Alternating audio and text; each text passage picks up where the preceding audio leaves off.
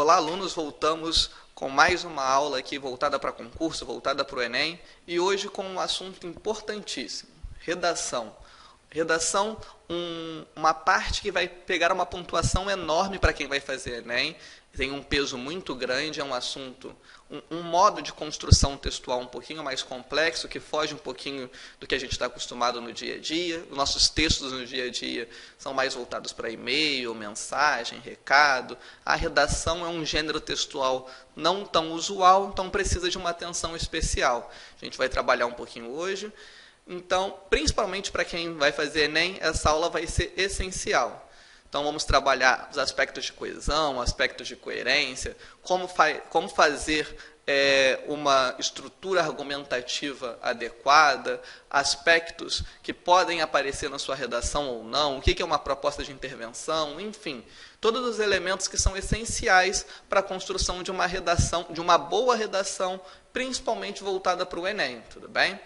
Além disso, a gente vai trabalhar no decorrer das aulas também alguns temas que possivelmente vão cair, que podem cair nas próximas provas do Enem, temas que são no momento, temas bem cotados, e também trabalharemos um pouco sobre pontuação para termos uma ideia mais complexa, mais completa do texto, para que a gente possa alcançar todos os níveis dentro da proposta de redação, já que é um tema, já que é uma área de conhecimento muito importante dentro dos concursos atuais, tudo bem? Para começar a pensar a questão da redação, a gente vai começar com um texto, porque partindo do texto é muito mais fácil de compreender. A gente vai começar com um texto do Luiz Fernando Veríssimo, chamado O Homem Trocado. A partir desse texto, a gente vai começar a compreender um pouco melhor como funcionam os aspectos de coesão, de coerência, e a partir daí ir para a redação propriamente dita, tudo bem? Então, lendo o texto, diz o seguinte: o homem acorda da anestesia e olha em volta. Ainda está na sala de recuperação. Há uma enfermeira do seu lado. Ele pergunta se foi tudo bem. Tudo perfeito, diz a enfermeira sorrindo. O homem responde o seguinte: eu estava com medo dessa operação. Por quê? Não havia nenhum risco. Comigo sempre há risco. Minha vida tem sido uma série de enganos. E conta que os enganos começaram com seu nascimento. Houve uma troca de bebês no berçário e ele foi criado até os 10 anos por um casal de orientais, que nunca entenderam o fato de terem um filho claro com olhos redondos. Descoberto o erro, ele fora viver com seus verdadeiros pais, ou com sua verdadeira mãe, pois o pai abandonara a mulher depois que esta não soubera explicar o nascimento de um bebê chinês. E o meu nome?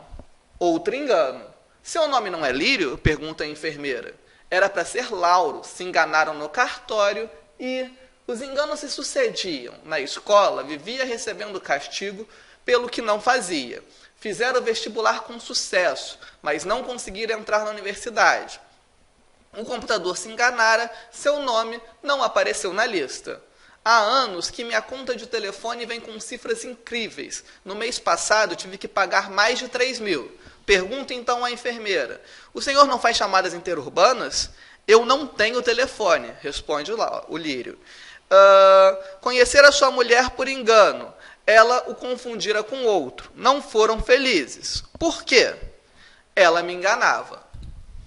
Fora preso por engano. Várias vezes recebia intimações para pagar dívidas que não fazia. Até tiveram uma breve, louca alegria quando ouviram o médico dizer: o senhor está desenganado. Mas também foi um engano do médico. Não era tão grave assim, uma simples apendicite. Se você diz que a operação foi bem, a enfermeira parou de sorrir. Apendicite? Perguntou hesitante. A operação era para tirar o apêndice. Não era para trocar de sexo? Acabou o nosso texto. O que vai acontecer aqui? Nós temos uma estrutura textual voltada para a crônica, voltada para um relato do cotidiano, que vai brincar com a ideia do absurdo. Se a gente voltar lá, se você voltar na aula de gêneros textuais, você vai conseguir perceber um pouquinho como funciona esse gênero específico, o gênero da crônica. Então, dentro desse gênero, para que funcione perfeitamente o texto, para que todos os elementos estejam conectados, a gente precisa de 2 aspectos: a coesão e a coerência.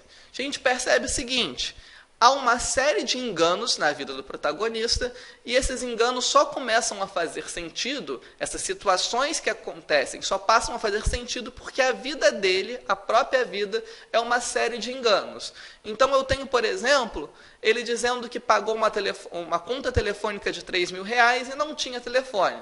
Isso não faz o mínimo sentido, mas dentro do texto, dentro dessa construção que a gente tem, passa a fazer sentido porque a própria vida dele era uma série de enganos. Tudo bem? Então, tem todo um aspecto de coesão, de coerência que vai rondar o texto para fazer com que ele tenha um funcionamento adequado. São esses aspectos que a gente vai estudar um pouquinho, ok? Então, tenho aqui os aspectos do humor, nesse caso, especificamente desse texto estudado. Diz o seguinte: o texto é engraçado, porém ele só tem o seu tom cômico alcançado, porque o texto mantém a mesma ideia de que o protagonista sofre de enganos por toda a sua vida. Então, vamos grifar aqui, temos uma mesma ideia durante todo o texto. Se o fim da crônica não fosse um engano, quebraria a sequência, o texto perderia o sentido e o humor seria inexistente. Essa sequência de ideias nós chamamos de coerência. Então, temos aqui mais ou menos a definição de coerência já. O que vai ser a coerência dentro do meu texto? E que vai ser tão importante na construção de uma redação? A coerência vai ser uma construção contínua de uma linha de ideias. Então, pensando dentro do meu texto, aqui o Leço da Crônica, do Luiz Fernando Veríssimo, a gente começa com um personagem em que a vida dele é uma série de enganos. Para que esse texto faça sentido, para que esse texto seja coerente, foi necessário que toda a construção textual se baseasse numa série de enganos. Então eu tenho, no começo houve um engano, no meio outro engano, e a gente termina dando o aspecto de humor com um último engano ali. Dentro de uma redação, como que isso vai aparecer? Como que isso vai acontecer? Eu tenho obrigatoriamente, dentro de uma redação, dentro de uma construção discursiva, numa construção argumentativa, que o meu texto mantenha a mesma linha de ideia do começo ao fim. Então, vamos imaginar que a minha redação seja sobre a redução da maioridade penal. Um tema possível, já que é bastante debatido.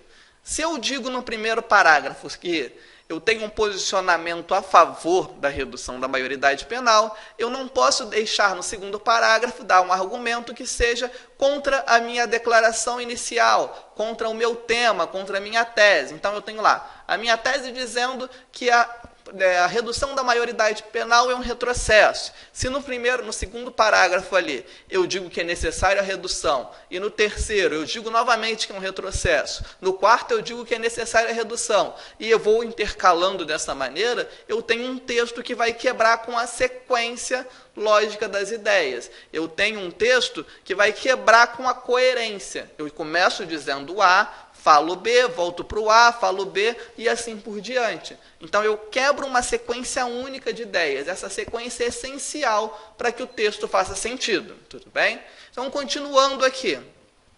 Outro aspecto que permite que o texto alcance o humor desejado é a forma que o discurso foi arranjado, buscando a maior oralidade possível. Então, o que acontece dentro do meu texto?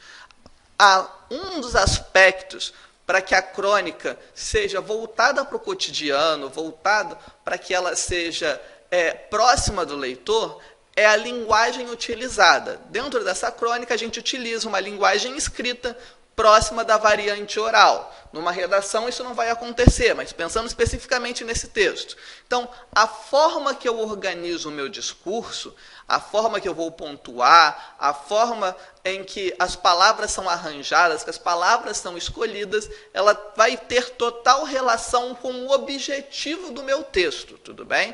Então, se o meu objetivo dentro dessa crônica era trazer o humor para o leitor, para que ele achasse graça do final, o objetivo era esse, então eu vou tentar trazer essa linguagem para próxima da variante oral. Por quê? Na linguagem, a piada, a gracinha, ela é mais comum numa conversa e não num texto escrito. Então, o objetivo é exatamente trazer isso para próximo da conversa, para que o leitor consiga sentir essa proximidade entre o escritor, que está contando, que está escrevendo aquela crônica, e o próprio texto, tudo bem?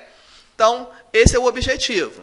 Num texto discursivo, num texto argumentativo voltado lá para uma redação, para o concurso, eu já vou ter um distanciamento do texto, porque o objetivo é diferente. Então, já não vou ter mais uma variante oral. Eu vou ter uma variante formal, a língua culta, a língua padrão da língua portuguesa, com um distanciamento do texto com o objetivo de convencer. O objetivo do texto muda, a variante que eu vou utilizar dentro daquele texto também muda, tudo bem?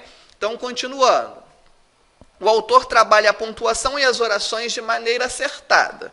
Nós chamamos de coesão essa organização espacial do texto que permite que as orações estejam unidas. Então, o que vai ser a coesão? A coesão vão ser todos os aspectos textuais que permitem que o texto ele esteja bem arranjado dentro da construção dele. Então, a boa utilização da pontuação, a boa utilização das vírgulas, eu vou ter também a escolha das palavras, a utilização da variante, as referências feitas dentro do texto. Se eu tenho uma palavra que vai se referir a uma palavra anterior, que vai se referir a um termo posterior, que vai ser algo se referindo para um elemento que está fora do texto. Então, todas essas relações lógicas que eu vou ter dentro do meu texto, eu vou chamar de coesão. Mas aí você vai se perguntar, e daí? De que me serve saber o que é a coesão e o que é a coerência? Eu preciso entender o que são esses aspectos, primeiramente, como funciona a coesão e como funciona a coerência, para que eu consiga utilizar isso dentro do meu texto. Então, agora que a gente já tem uma ideia mais ou menos do que é coesão e do que é coerência, a gente vai partir para o funcionamento desses dois elementos, tudo bem? Então, continuando. Eu tenho aqui, começando pela coerência. Diz o seguinte: um texto só é coerente quando o leitor consegue entendê-lo sem dificuldade, ou seja, quando ele consegue inferir um sentido através das articulações dos elementos linguísticos. Importante isso aqui, ó. Primeira coisa, o que é a articulação dos elementos linguísticos? É a construção textual, tudo bem? Então, eu vou utilizar a minha coesão para gerar uma coerência. A coesão e a coerência vão trabalhar juntos para que o meu interlocutor, o receptor do meu texto, consiga entender aquilo que eu estou querendo passar, a ideia que eu estou querendo transmitir. E o texto ele só vai ser coerente quando o meu leitor, o meu interlocutor, consegue entender, consegue inferir o significado no meu texto. Então, eu entendo o seguinte da coerência. A coerência ela não vai estar somente no texto, ela também vai estar no interlocutor, já que o importante dentro da comunicação é que eu tenha o emissor, eu vou ter lá o receptor e que a mensagem seja transmitida. Só lembrar lá dos elementos da comunicação, tem aula específica disso. Não lembra quais são os elementos da comunicação? Volta para essa aula. Então, eu tenho lá, tenho o meu emissor, tenho o meu receptor, e o objetivo é que o meu receptor ele consiga compreender a mensagem que é passada pelo emissor. Então, o importante dentro da coerência é que o receptor consiga decifrar essa mensagem, consiga dar um sentido completo para o que vai ser informado. Então, vamos pensar sempre o seguinte: numa redação, voltando para a nossa área específica, é importante que eu consiga me posicionar de forma clara para aquele que vai ler o meu texto consiga inferir todos os significados que eu desejo transmitir através das minhas palavras, tudo bem? Continuando aqui a coerência. Geralmente a coerência é dada por meio de palavras, porém ela pode ser criada também por outros recursos, como a pontuação e gestos. Importante aqui, ó, pontuação e gestos. Os gestos vão ser mais numa linguagem oral, tudo bem? Então, estou conversando com o colega, estou conversando com o namorado, com a namorada, enfim, aponto um determinado lugar, indico uma pessoa, a coerência daquela conversa vai ser formada por gestos. A pontuação a gente pode pensar de uma maneira um pouquinho diferente. vai ter o trabalho da coesão junto com a coerência, mas também há outras formas de trabalhar essa coerência. Pensem, por exemplo, no livro Memórias Póstumas de Brás Cubas.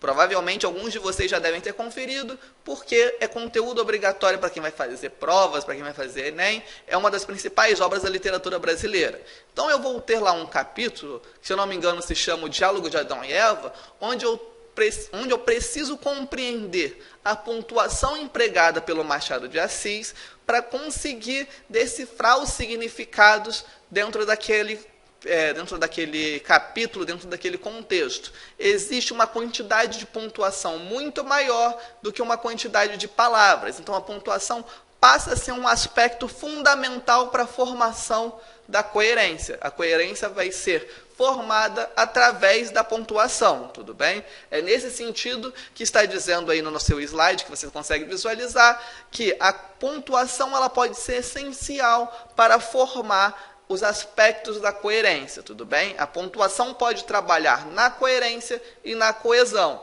Lembrando que a coesão também é um aspecto muito importante para que seja dada a coerência do meu texto. Continuando. Outro ponto que deve ser salientado é que a coerência só se torna completa se o destinatário do texto possuir conhecimentos de mundo que o faça compreender o contexto. Caso o texto fale sobre a teoria da relatividade, se o leitor não souber física, mesmo que o texto seja completamente inteligível, ele se torna incoerente com aquele que lê. Então, qual é o detalhe aí? O detalhe é exatamente aquela mesma informação que passamos no começo do slide. A coerência ela vai estar muito mais no receptor, no interlocutor, do que no emissor da mensagem.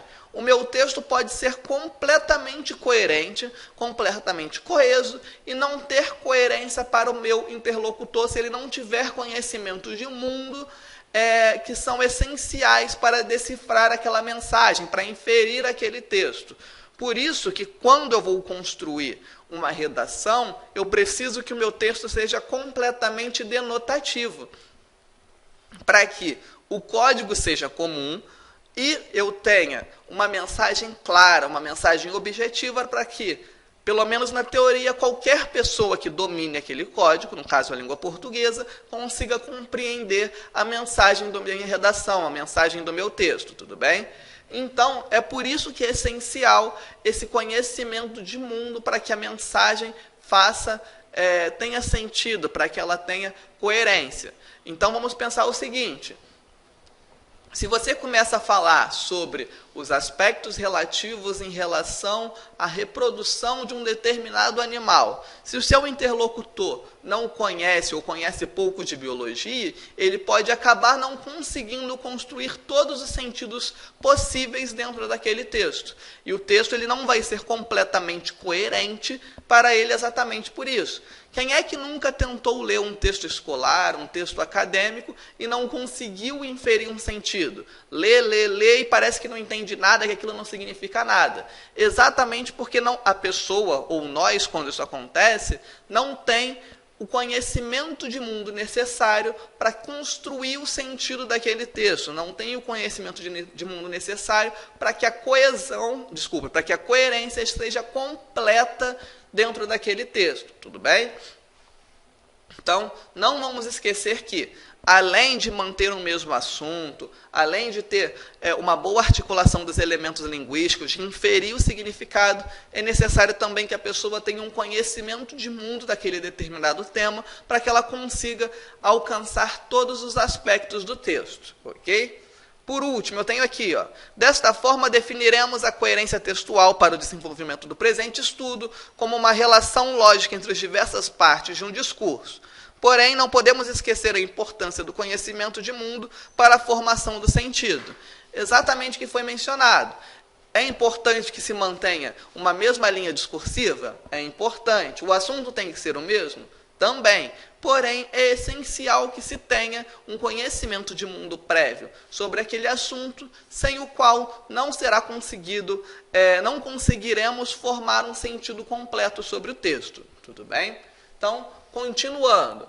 Coerência foi. Vou pensar agora sobre o aspecto da incoerência. Se eu sei o que é coerência, o que vai ser um texto incoerente? Tudo bem?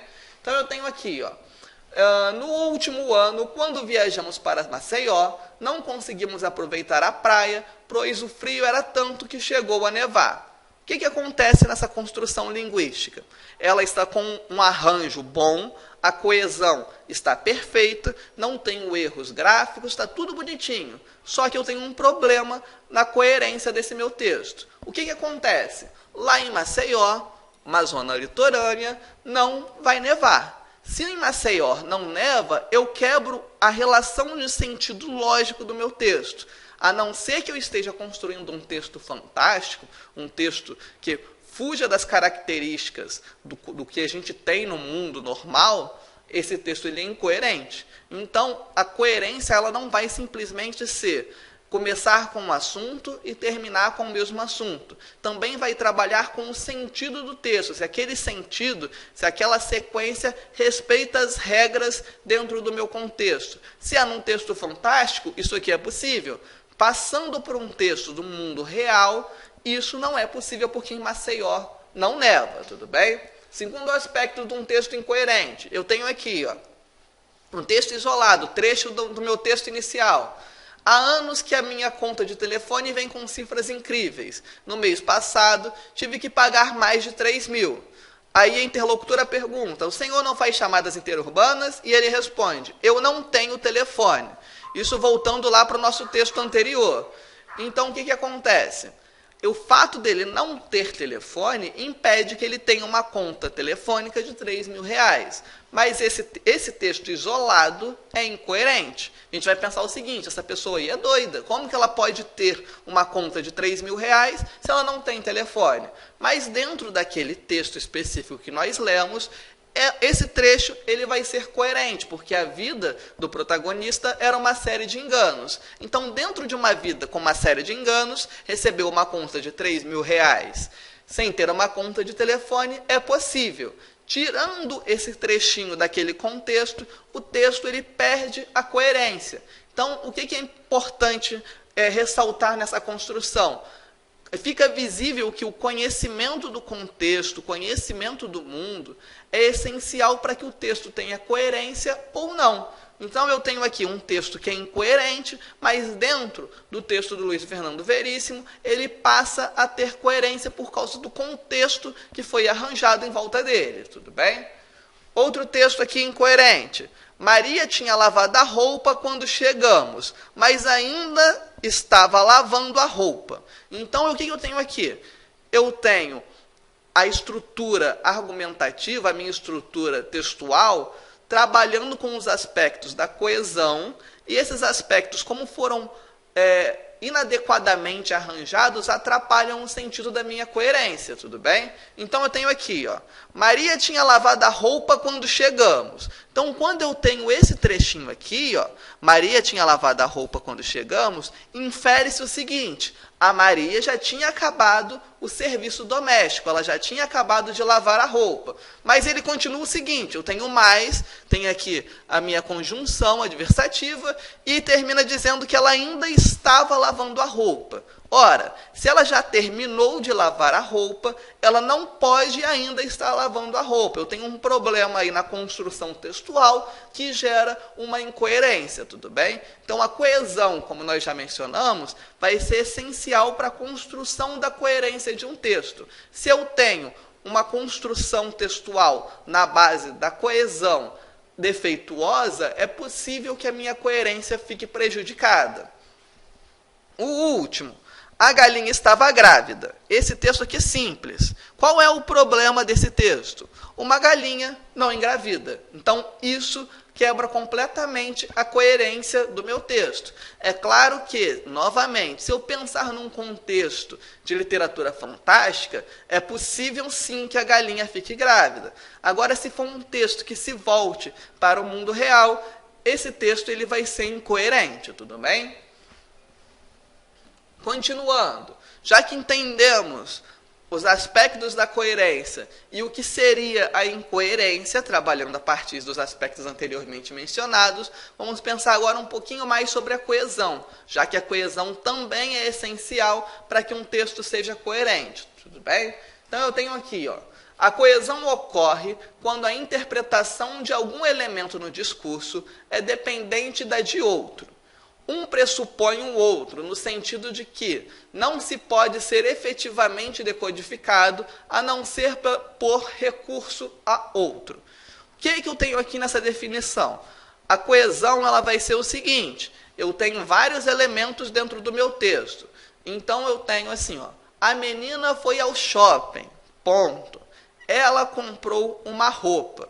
Esse ela aí vai ser um elemento que vai se referir a menina. Essa referência dentro do texto, essa setinha que vai sair do ela até o a menina, eu vou chamar de coesão. Eu só consigo entender quem é ela porque eu tenho uma referência a um termo anterior, que vai ser o a menina. Por isso, eu vou falar que esse texto aí trabalha um determinado tipo de coesão, tudo bem? Então, é isso que essa definição está querendo passar. A coesão ocorre quando a interpretação de um elemento no discurso, no caso aqui do ela, é dependente de outro. Esse outro aqui vai ser a menina que foi ao shopping. Eu só consigo entender quem é o ela se eu tenho acesso ao trecho anterior, informando quem é essa menina.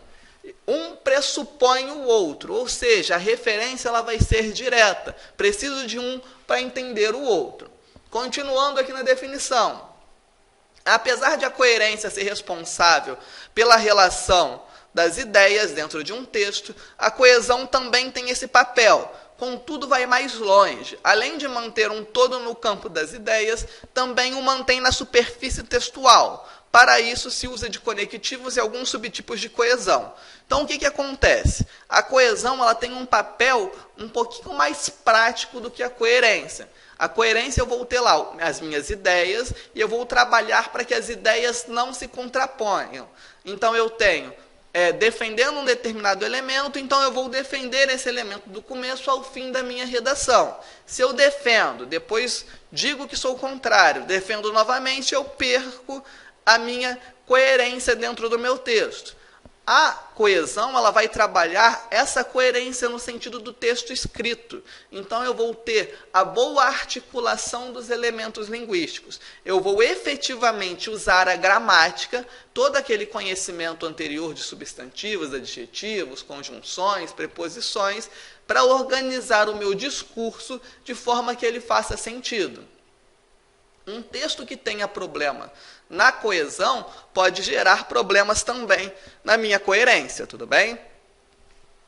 Continuando então, tenho aqui alguns tipos de coesão textual. Como que eu posso fazer minha coesão dentro do meu texto, tudo bem? Então, tenho aqui a primeira, coesão por referências. É um dos tipos mais utilizados em um texto. Através dessa estratégia de coesão, evitamos a repetição dos termos. Então, eu tenho aqui, conhecer a sua mulher por engano. Ela o confundira com outro. Não foram felizes. Então, eu tenho aqui o ela, que se refere aqui à sua mulher. A mulher do nosso protagonista, lá daquele texto anterior, ela confundira o protagonista com outra pessoa. Então, quando eu digo o seguinte, ela confundira com outro, eu sei que esse ela faz uma referência a um termo anterior da minha oração, dentro do meu texto. Então, se o ela faz uma referência a outro termo, eu vou falar que eu tenho uma coesão por referência, ou uma coesão referencial. A coesão referencial ela vai ajudar bastante na substituição de palavras, para que o texto não fique repetitivo, tudo bem? Em geral, a gente faz isso através de pronomes. Próximo caso aqui da minha coesão. Tem um outro exemplo ainda. Nesse caso aqui, eu tenho um exemplo de anáfora. O que é uma anáfora? A anáfora vai ser um elemento que vai se referir a outro dentro do texto, mas o elemento a qual ele se refere é um elemento anterior. Então, eu tenho aqui, ela o confundira com o outro. A referência que ele faz é o termo sua mulher. E esse termo está anterior ao termo referido. Eu tenho aqui o termo que vai se referir e o termo referido. O termo referido vai estar anterior ao termo que vai fazer a referência, tudo bem? Nesse caso, o anáfora. Prestem atenção no azinho. Segundo, você se arrependerá se não estudar para as provas. O que vai acontecer aqui? O você. Quando eu digo o seguinte, você se arrependerá se não estudar para as provas, o elemento que faz a coesão ali vai ser o você. Quando eu me refiro a você, eu estou me referindo a um elemento que está fora do meu texto. Então, eu vou chamar isso aqui de exófora. E esse exófora, vem esse EX ali do começo, vem exatamente de um prefixo que significa fora. Então, a minha coesão está fora do meu texto. Eu estou me referindo, a referência que eu faço é para um elemento, para uma pessoa, para algo que está fora do texto escrito. Mas eu consigo identificar quem é. Então, esse elemento que está fora do texto vai ajudar nessa minha coesão, tudo bem? Terceiro caso aqui, realizou quase todos os desejos dentro da sua vida acadêmica, menos este, ser membro da Academia Brasileira de Letras. Então, eu tenho o seguinte, o este e depois o ser membro da Academia Brasileira de Letras. Quando eu tenho o seguinte, ele realizou todos os sonhos, menos este, eu sei o seguinte, o que eu vou me referir ao este vai vir depois dessa palavra. O este vai ser uma espécie de elemento para coesão que vai se referir a um outro elemento que vem depois. Então, diferente aqui do ela, que vai se referir ao elemento sua mulher que vem antes, o este vai se referir a um elemento que vem depois. E quando isso acontece, eu chamo isso de catáfora. O catáfora, então, vai ser um texto, um elemento, que vai se referir a outro posteriormente. Então, eu tenho primeiro o elemento que faz referência e depois o elemento referido. Tudo bem? Então, percebam as três possibilidades dentro da minha coesão referencial, dentro da minha coesão por referência. Eu tenho a anáfora, que é o mais utilizado. Eu faço referência a algo que já passou. Eu tenho aqui, na minha exófora, eu tenho a coesão é feita com um elemento que está fora do meu texto. Quando eu digo que você vai se arrepender, esse elemento você não está referindo a alguém dentro do meu texto, está referindo com alguém que eu falo e com alguém que está fora do texto, tudo bem? E aqui no terceiro caso, quando eu digo o seguinte, ele realizou todos os sonhos menos este. E este indica que o meu complemento vai vir depois. Se ele vai vir depois, eu chamo isso de uma catáfora. Tudo bem? São as três possibilidades de coesões que vão ser feitas através da referência. Porém, existem outros tipos de referência. Eu também tenho a referência que eu chamo de referência por elipse, que é a seguinte: ocorre por meio da omissão de um ou mais elementos, sem que isso comprometa a clareza do trecho. Então, eu tenho aqui, os convidados chegaram atrasados, tinham errado o caminho e custaram a encontrar alguém que os orientasse. Então, eu tenho o seguinte: os convidados chegaram atrasados. Os convidados aqui vai ser o sujeito da minha primeira oração. Então, eu sei que os convidados são as pessoas, o grupo ali, que vai exercer a função de sujeito, que vão realizar uma determinada ação. Só que na minha segunda oração, eu tenho o seguinte: tinham errado o caminho e custaram a encontrar. Então, o que acontece? Eu tenho dois verbos que vão aparecer ali sem sujeitos. O sujeito ele não vai estar escrito na oração, ele não vai estar apresentado graficamente.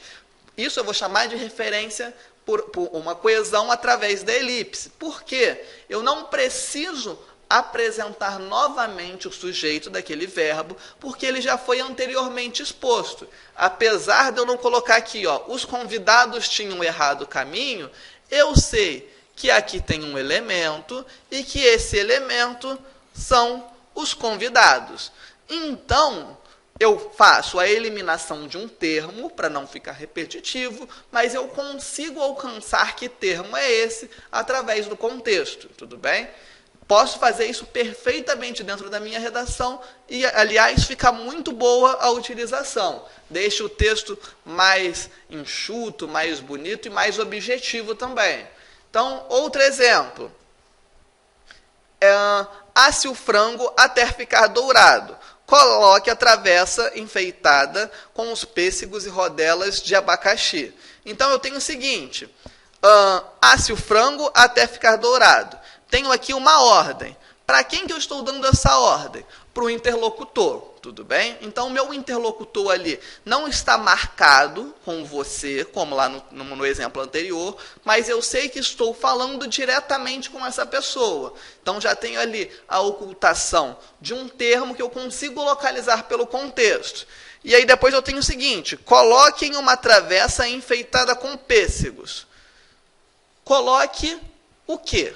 Quem coloca, coloca algo. Coloca alguma coisa em algum lugar. Então, está faltando um determinado elemento ali dentro dessa minha construção frasal.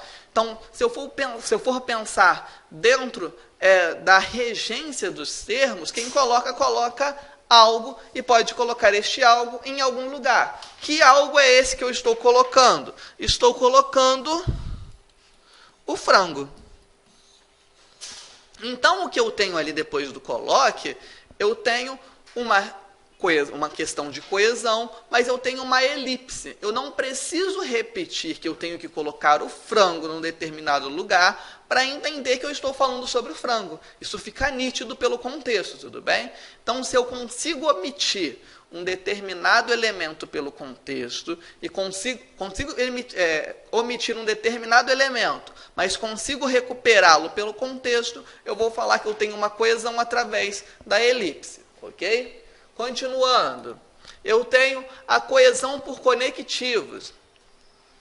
Esse aí é muito interessante, porque através da coesão por conectivos eu posso também fazer um uso argumentativo da gramática. Todo aquele estudo da gramática que eu faço durante anos na escola, que parece simplesmente blá, blá, blá, é na hora da construção do meu texto que eu vou fazer a utilização adequada deles, tudo bem? Então, eu tenho aqui, coesão por conectivos. Esse tipo de coesão possibilita relações entre termos do texto através do emprego adequado das conjunções.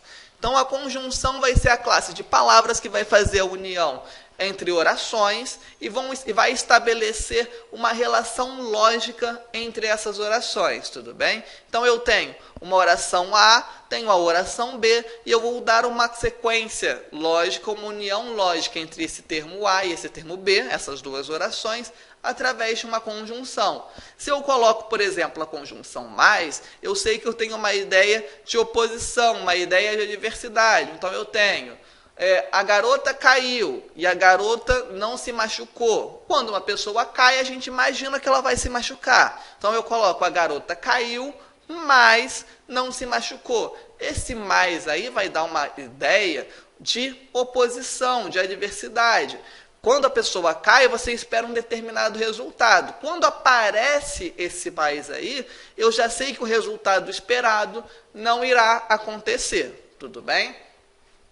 Então, exemplo aqui, fizeram vestibular com sucesso, mas não conseguiram entrar na universidade. Brincadeira exatamente com o mais, lá daquela trechinho do texto que a gente trabalhou no começo da aula. Então, tem o seguinte, quem faz o vestibular com sucesso, a gente espera que vai entrar na universidade. Porém, quando aparece o seguinte, fizeram o vestibular com sucesso, e aparece esse meu mais aqui no meio, eu já sei, pelo conhecimento que eu tenho de gramática, que algo aconteceu conforme não era esperado.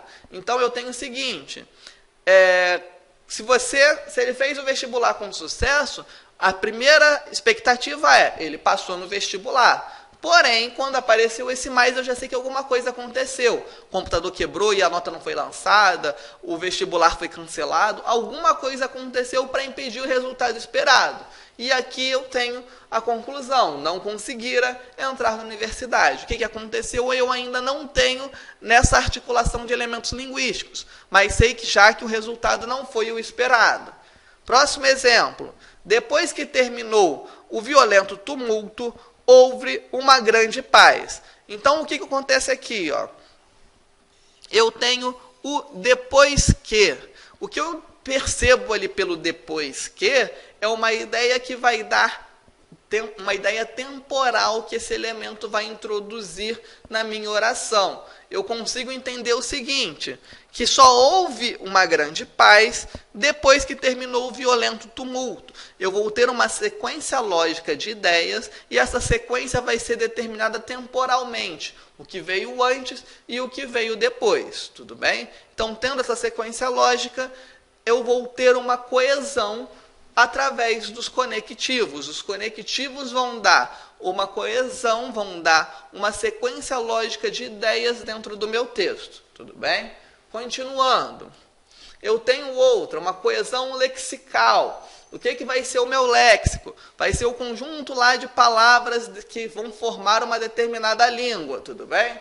Então, eu tenho aqui, manifesta-se por meio do emprego de sinônimos, hipônimos ou heteronônimos. O que são sinônimos, hipônimos ou heteronônimos? São classes de palavras que vão ter uma referência, que vão ter uma relação direta com uma outra palavra. Por exemplo, eu tenho uma relação de ideias entre a palavra bonita e a palavra linda. Tenho uma relação de ideia entre a palavra casa e a palavra lar. Porém, eu tenho que perceber o seguinte, essas palavras, apesar de serem tratadas como sinônimos, elas não vão ser o que a gente chama de sinônimos perfeitos, até porque sinônimos perfeitos não existem, tá? Então, quando você substitui uma palavra por outra, você também está trocando o significado, todo o contexto que há por trás daquela palavra, porque sinônimos perfeitos não existem.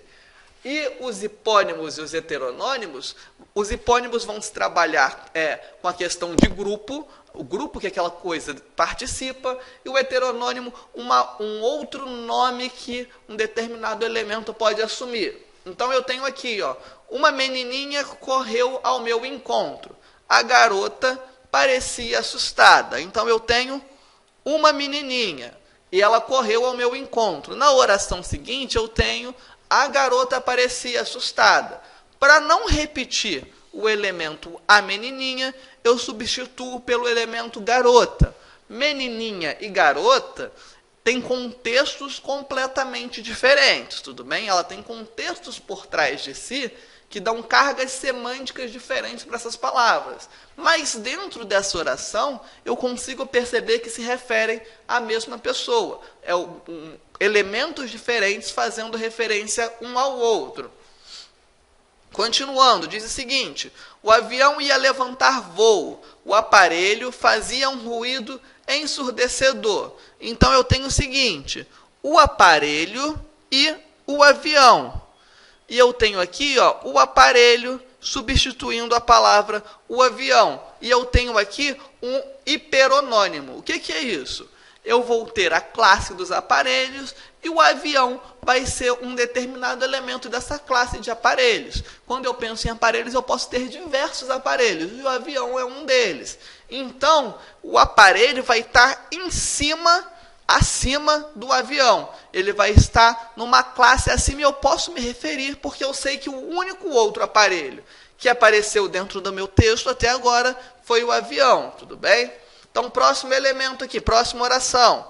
Todos ouviram um rumor de asas, olharam para o alto e viram uma coisa se aproximando. Eu tenho aqui a coisa. O a coisa vai ser um nome genérico que vai fazer a referência ao que estava se aproximando dentro daquele texto. O que acontece? Dentro de um texto mais formal, obviamente eu vou evitar a utilização de palavras como coisa, tudo bem? Mas essa palavra coisa, ela consegue se referir a diversos elementos, até porque ela não é uma palavra com sentido fechado. Fazendo uma brincadeira, uma coisa pode ser qualquer coisa. Eu não consigo perceber, não consigo fechar que elemento é esse. Porém, dentro de um texto como esse meu, eu consigo utilizar a palavra coisa para fazer uma referência a elementos anteriores, tudo bem? Mas evitem fazer esse tipo de utilização em um texto mais formal como a redação. Continuando. Então, trabalhando nessa primeira aula, apenas a questão da coesão e da coerência, e vão ser elementos essenciais para que eu consiga compreender os próximos aspectos da minha redação, os próximos aspectos argumentativos. Então, deixo vocês para pensarem um pouquinho sobre esses dois elementos e em breve voltamos com a próxima aula.